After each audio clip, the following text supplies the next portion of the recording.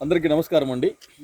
ఈరోజు అమరావతి బిల్లు విషయంలో పార్లమెంట్లో కానీ రాజ్యసభలో కానీ జరుగుతున్నటువంటి వైనం రాష్ట్రమే కాదు దేశ ప్రజానీకం కూడా ఆసక్తిగా చూసింది కూడా. దానిలో భాగంగా తెలంగాణ ప్రాంతానికి చెందినటువంటి మన పక్క రాష్ట్రం, మన సోదరులు, సమానులు, పెద్దలు, గౌరవనీయులు, విజ్ఞులు, విజ్ఞానవేత్తలు, దేశభక్తులు, పురప్రముఖులు, గ్రామ పెద్దలు, యువకులు, సకల కళాకోదులందరూ ఉన్నటువంటి తెలంగాణ సోదర ప్రాంతంలో మన సోదరులు, మేధావులు ఎంతోమంది ఉన్నారు.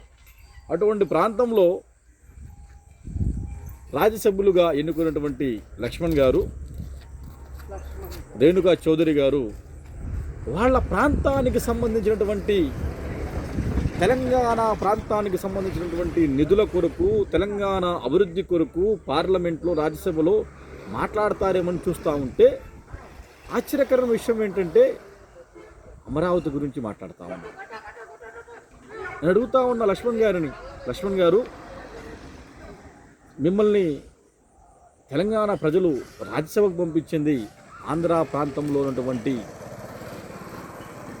అమరావతి గురించి మాట్లాడడానికా?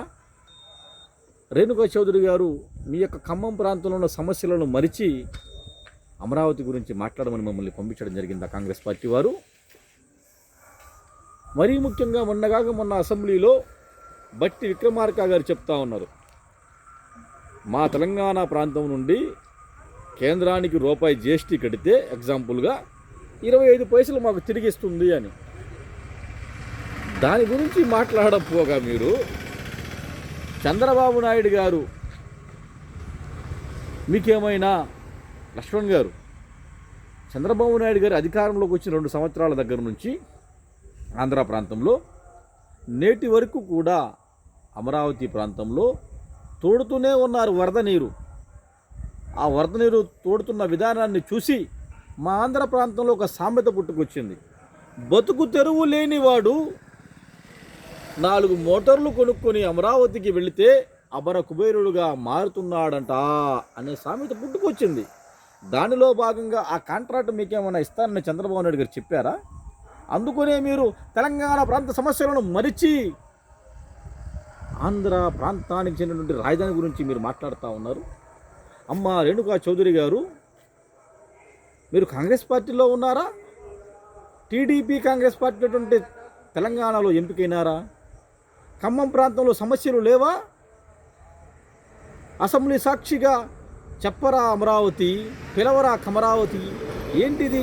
ఒక రాజధాని ప్రాంతాన్ని కులానికి ఆపాదించడం, కులం పేరు చెప్పడం ఎంతవరకు సమంజసం అని రాష్ట్ర ప్రజలే కాదు దేశ ప్రజలు కూడా మీ మీద నిప్పులు చెరుగుతూ ఉన్నారు.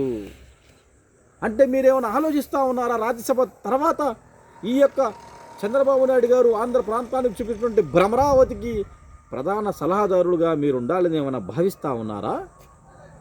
ఆ దోపిడీ సామ్రాజ్యంలో నేను సైతం అనే భావనలో మీరేమైనా ఉన్నారా? అందుకనే మీరు మాట్లాడుతూ ఉన్నారా? ఎక్కడైనా తెలుసుకోండి, జగన్మోహన్ రెడ్డి గారు రాష్ట్రానికి ఎంతో చేసినారు.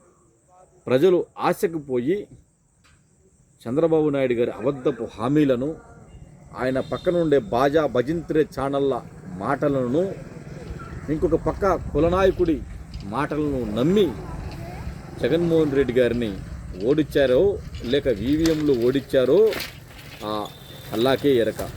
కానీ నేడు వస్తున్నది జగన్మోహన్ రెడ్డి గారే, గెలుస్తుంది జగన్మోహన్ రెడ్డి గారే. ఈ విషయాన్ని గ్రహించారు.